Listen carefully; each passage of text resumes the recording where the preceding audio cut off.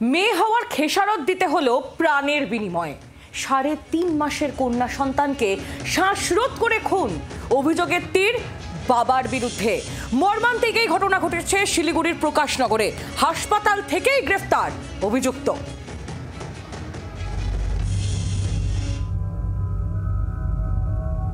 এ যেন মধ্যযুগীয় বর্বরতার জ্বলন্ত উদাহরণ। মেয়ে হয়ে জন্মানোই অপরাধ ছিল একরত্তির, তারই খেসারত দিতে হলো প্রাণের বিনিময়ে।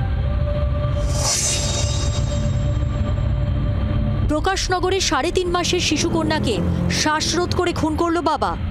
গুণধর বাবার নাম রাহুল মাহাতো।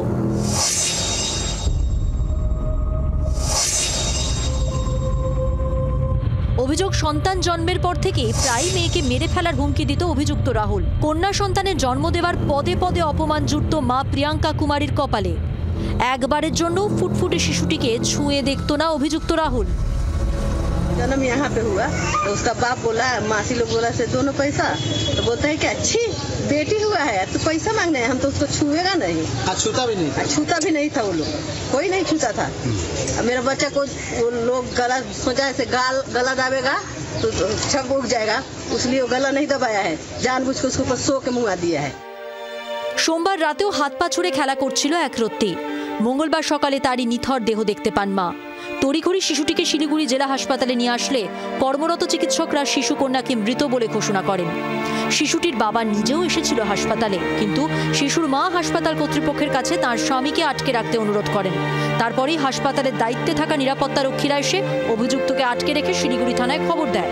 মৃতের মায়ের অভিযোগ, বালিশ চাপা দিয়ে কন্যা সন্তানকে খুন করেছে তার স্বামী।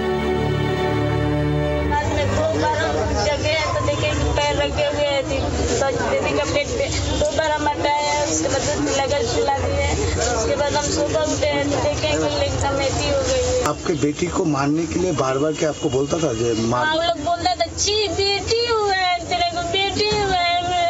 कौन लोग बोलता था? बच्चे का पिता बोलता था, दादा बोलता था ची बेटी हुआ है।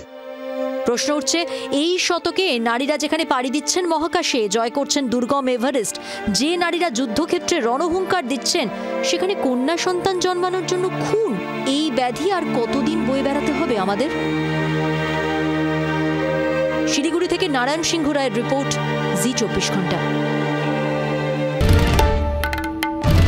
বাংলার আওয়াজ, বাঙালির আবেগ, জি24 ঘন্টা।